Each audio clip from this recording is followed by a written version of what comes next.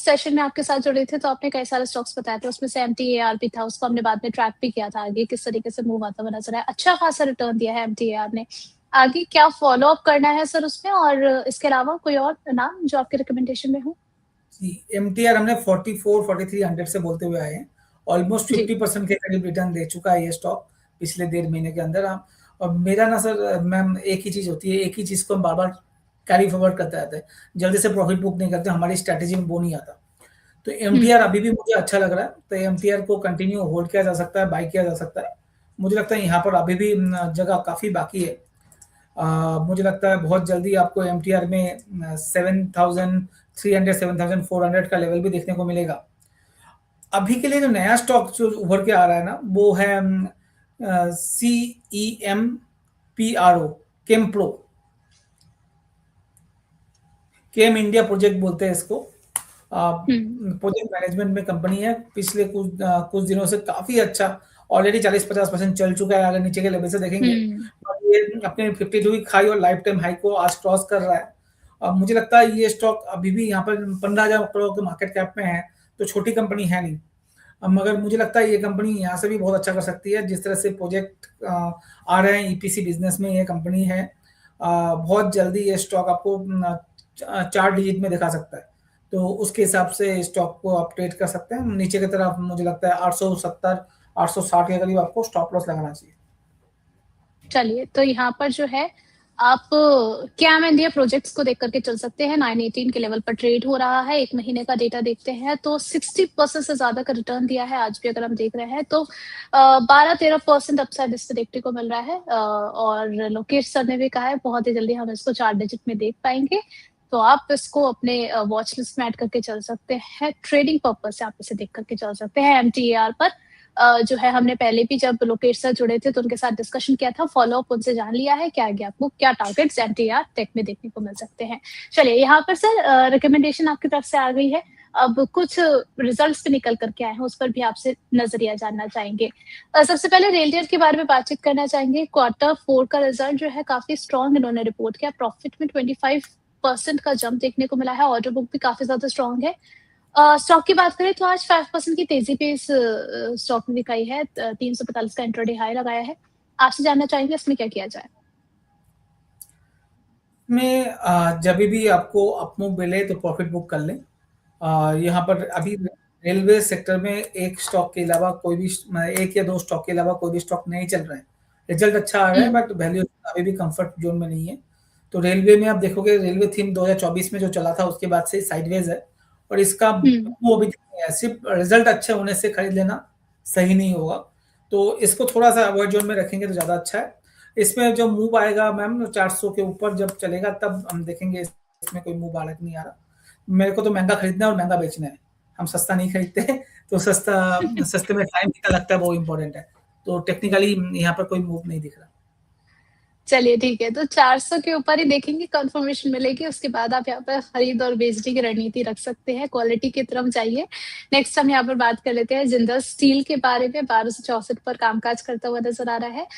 3.41% की अपसाइड इसमें देखने को मिली है। क्वार्टर रिजल्ट में अगर हम देखें तो एक्सपेक्टेशन से अच्छा परफॉर्म किया है और इंट्राडे हाई लगाया 1278 का। वॉल्यूम काफी ज्यादा स्ट्रॉन्ग है। मार्जिन भी इंप्रूव होता हुआ नजर आया है। आपसे समझना चाहेंगे लोकेश से क्या किया जाए जिंदल स्टील में? रिजल्ट अच्छा, चार्ट अच्छा, तो सब कुछ अच्छा। आप इसको होल्ड करके रखें। नया बाई करना है नया बाई कीजिए। मुझे लगता है ये स्टॉक काफी अच्छा कर सकता है। 1190 बहुत अच्छा सपोर्ट जोन है। जब तक ये नीचे की तरफ नहीं टूट रहा है, मुझे लगता है ये आपको 1400 रुपए तक का मूव दिखा सकता है, तो होल्ड किया जा सकता है। चलिए, इतना महंगा चलेगा सर? इतना महंगा खरीद सकते हैं या थोड़ा सा और लेवल अप करें? नहीं, महंगा नहीं है मैम, खरीद सकते हैं। चलिए ठीक है। नेक्स्ट यहाँ पर बीएचईएल के बारे में बात कर लेते हैं। प्रॉफिट में अच्छा खासा जंप देखने को मिला है। 156% की ग्रोथ देखने को मिली है। रेवेन्यू में भी 37% का ग्रोथ है। नया 52 वीक हाई लगाया है 398 का। स्टॉक भी अच्छा खासा परफॉर्म करता हुआ नजर आया। बीएचईएल के बारे में सर आपसे भी और समझना चाहेंगे, इसमें क्या किया जाए? अभी खरीदें इसे? 378 पर चल रहा है। जी, मैंने पहले आपका जो महंगा वाला वर्ड बोला था, मैं समझ नहीं पाया था, अब समझ गया। यस, इसको महँगा लिया जा सकता है, महँगे में भी लिया जा सकता है, मतलब इतना चलने के बाद भी लिया जा सकता है। मुझे लगता है 250 एक अच्छा खासा, 350 एक अच्छा खासा सपोर्ट ज़ोन है। 250 से ये स्टॉक चलने लगा है और 350 में भी अच्छा खासा सपोर्ट ज़ोन है, उसका स्टॉप लॉस लगा के होल्ड करें। रिज़ल्ट काफ़ी अच्छा आया है। मुझे लगता है ये स्टॉक 430, 440 जाने के लिए तैयार होगा। चलिए ठीक है, नेक्स्ट यहाँ पर आ जाते हैं एथर एनर्जी के रिजल्ट्स को लेकर के। यहाँ पर एथर एनर्जी का पहले स्टॉक देख ले, 923 के लेवल पर कामकाज कर रहा है। 1.29% की डाउनसाइड देखने को मिल रही है एथर में। रेवेन्यू में 73.8% का ग्रोथ है, जो है अगर हम बात करें इनके सेल्स की, उसमें भी ग्रोथ देखने को मिली है 76% की। एबिटा काफी ज्यादा कम होता हुआ नजर आया है। आपसे समझना चाहेंगे सर, एथर एनर्जी में क्या किया जाए अभी? काफ़ी बेहतरीन स्टॉक है मैम, मुझे लगता है ये स्टॉक को तो होल्ड करके रखना चाहिए। नया बाई करना है तो नया बाई भी कर सकते हैं। 850 बहुत अच्छा सपोर्ट जोन है। जब तक 850 हम्म, नहीं नीचे की तरफ नहीं टूट रहा, बाई ऑन एवरी डिप्स की स्ट्रैटेजी रखें। ये भी 4 डिजिट में जाने के लिए तैयार हो रहा है। चलिए ठीक है, तो इसको भी आप अपने वॉच लिस्ट में ऐड करके चल सकते हैं।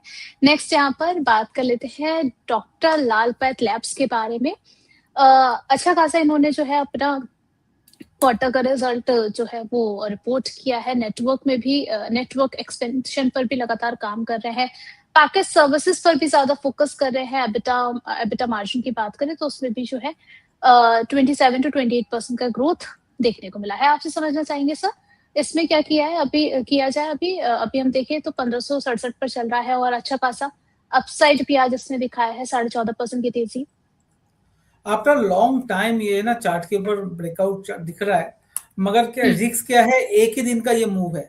अभी ये मूव हम्म, सस्टेन होगा कि नहीं होगा बोलना मुश्किल है। तो एक बार आज का हम्म, क्लोजिंग होने दीजिए, उसके बाद कल अगर ये वापिस 1570-80 के ऊपर ट्रेड करना लगे और फर्स्ट हाफ में, तब इस पे बाई हम्म, बनता है, जिसका स्टॉप लॉस जो बनेगा वो बनेगा 1470 रुपए का। और ये स्टॉक 1700-1800 जा सकता है, मगर इंपॉर्टेंट चीज ये है, आज बाई नहीं करना है। फंसने का चांस हो सकता है, क्योंकि एक ही दिन का जब मूव होता है तो नेक्स्ट डे हो सकता है प्रॉफिट बुकिंग आ जाए और नीचे आ जाए, क्योंकि कल तक ये नेगेटिव जोन में था। एक रिजल्ट की हम्म। वजह से गिर गया है, तो हो सकता है वो फेक ब्रेकआउट हो और फंस सकते हैं लोग। चलिए, तो यहाँ पर जो है ब्रेकआउट जो मिला है, थोड़ा सा कंफर्मेशन का वेट यहाँ पर भी कीजिए कॉशियस अप्रोच के साथ। किसी भी तरीके की रणनीति यहाँ पर इम्प्लीमेंट करके चुनिए। सर, फार्मा में आपको कुछ और पसंद आ रहा है जहाँ पर अभी बाय किया जा सकता है? एक शेयर है बिज GVS pharma. GVS pharma. GVS pharma आप देखोगे, BLISS ऐसा कुछ है, जी। BLISS। बहुत जी। बेहतरीन चार्ट पैटर्न है इसका। आप देखिए, कंटिन्यूअस अप मूव दिखा रहा है, हायर हाइज हायर लोज बन रहे हैं। अपने 50 हाई हम्म। 215 के ऊपर अब ये कंसिस्टेंटली ट्रेड कर रहा है। मुझे लगता है ये स्टॉक 350-400 रुपए तक जाना चाहिए, बट 6 महीने के पॉइंट ऑफ व्यू से इस स्टॉक को ध्यान रखें, हम्म। तो 350-400 का टारगेट लेके चलें स्टॉक। चलिए ठीक है, तो यहाँ पर जो है प्लीज जीवीएस फार्मा को आप देख करके चल सकते हैं। थोड़ा सा 6 महीने का अगर आपके पास टाइम होराइजन है तो। जी सर। इसके अलावा लॉरस लैब और ग्रैन्यूल्स भी काफी अच्छा कर रहे हैं, ये दोनों स्टॉक को भी देखा जा सकता है। चलिए ठीक है, तो यहाँ पर 3 नाम निकल कर के आए हैं। जीवीएस फार्मा आ गया, ग्रैनुअल्स आ गया और लॉरस लैब। ये 3 नाम निकल कर के आए हैं जिनको आप देख सकते हैं। सर, टाइम होराइजन 6 महीने का ही लेकर के चले या फिर अगर हम इसलिए स्पेसिफिकली तीनों को अलग अलग? जी। जो मैंने पहले वाला शेयर दिया था वो कैश मार्केट का शेयर है, राइट? तो वहां पर ना ज्यादा जी। वॉल्यूम नहीं होगा, इसलिए 6 महीने का पॉइंट जरूरी है। और किसी को अगर ट्रेडिंग ओके। करनी है तो ग्रैन्यूल्स और लॉरस स्लैब में किया जा सकता है, 2-3 हम्म। दिनों के लिए भी, 15 दिन के लिए भी और 3 महीने के लिए भी। चलिए ठीक है, यहाँ पर हमारे दर्शकों के कई सारे सवाल भी आ चुके हैं सर, उस पर आपका नजरिया जानना चाहेंगे। एक हमारे दर्शक आए हैं, मॉर्निंग से काफी ज्यादा परेशान है एक क्वेश्चन को लेकर के। 3 शो कर चुकी हूँ सुबह से मैं और तीनों में इन्होंने एक सवाल भेजा वारी रिन्यूएबल को लेकर के। कह रहे हैं कि सर, कह रहे हैं 1200 से 1300 जाने के चांसेस क्या लग रहे हैं आपको, कितने टाइम तक जाएगा? अब वाड़ी में दिक्कत ये है ना, वाड़ी में एक केस चल रहा है यूएस की तरफ से। वाड़ी नॉर्मली क्या मॉड्यूल बेचते हैं यूएस में। 56% का इनका टोटल सेल्स का मॉड्यूल का यूएस के मार्केट से आता है। तो 2 दिन पहले एक यूएस के कंपनी ने, यूएस नहीं मान लीजिए चलिए, वाड़ी के ऊपर जांच बैठाई है। उनका कहना है वाड़ी ने चाइना से माल खरीद के सिर्फ अपना नाम लगा के वापिस यूएस में भेजा, क्योंकि चाइना का एंटी डंपिंग ड्यूटी लगा हुआ है यूएस के साथ। तो वाडी ने क्या किया, चाइना से माल खरीदा है, उसमें अपना थप्पा लगाया है और यूएस में बेचा है। तो जब तक ये केस चलेगा थोड़ा सा मुश्किल है इसमें चलने के लिए। कंपनी बहुत अच्छी है, रिजल्ट काफी अच्छा है, मगर प्रॉब्लम जब 50-60% का सेल वहां से यूएस से आ रहा हो और वहां पर इस तरह के एलिगेशन लगे तो स्टॉक थोड़ा सा रुक जाता है, चलने में रुकता है। डाउनसाइड रिस्क प्रोटेक्टेड है क्योंकि रिजल्ट काफी अच्छा था, 850-900 बहुत अच्छा सपोर्ट जोन था जहां से ये घुमा भी है, तो वो एक सपोर्ट है। बट ऊपर की तरफ 1100-1150 जाते ही वापस प्रॉफिट बुकिंग आ जाता है, तो एक रेंज बाउंड है। अब देखिए क्या जो आउटकम आता है यूएस वाला, उसके बाद इस पर डिपेंड करेगा, या 1150 के ऊपर अगर चलेगा तो इसमें बड़ा मूव आ सकता है। वैल्यूएशन बहुत सस्ता है, उसमें कोई दो राय नहीं है। कंपनी मुझे पर्सनली काफी अच्छा लग रहा है। खाली ये कंपनी में हमेशा लेने की ही बात करता था, मगर अभी क्योंकि ये एलिगेशन है तो वेट एंड वॉच सिचुएशन में रख रहा हूं। चलिए, तो जब तक यहाँ पर जो है कुछ दिक्कतों के बादल हैं, थोड़ा सा टाइम पकड़ करके चलें आप यहाँ पर। सिद्धार्थ शर्मा जी का सवाल आया है अजंता फार्मा को लेकर के, पूछना चाह रहे हैं सर फ्रेश बाइंग यहाँ पर की जा सकती है? अजंता फार्मा फ्रेश खरीदारी किया जा सकता है, कोई दिक्कत नहीं है। स्टॉप लॉस जरूर मेंटेन करें 2800 का या 2830 का स्टॉप लॉस मेंटेन करें। 3050 3100 रुपए तक का टारगेट देखने को मिल सकता है। चलिए, सीमा जी ने सर उन दोनों ही स्टॉक्स का नाम लिख दिया है यहाँ पर जो अभी आपने रिकमेंड किए हैं। कह रही है कि sir granules buying price level और टारगेट्स क्या रहेंगे शॉर्ट टू मिड टर्म के लिए? लॉरस लैब जो है वो कह रही है कि 1178 पर 6% चल चुका है, तो क्या लेना सही रहेगा? जैसे मेरी स्ट्रैटेजी है, हम महंगा ही खरीदते हैं, वापस बोल रहा हूँ मैं। हमारे ग्रैनुअल्स के लिए स्टॉप लॉस है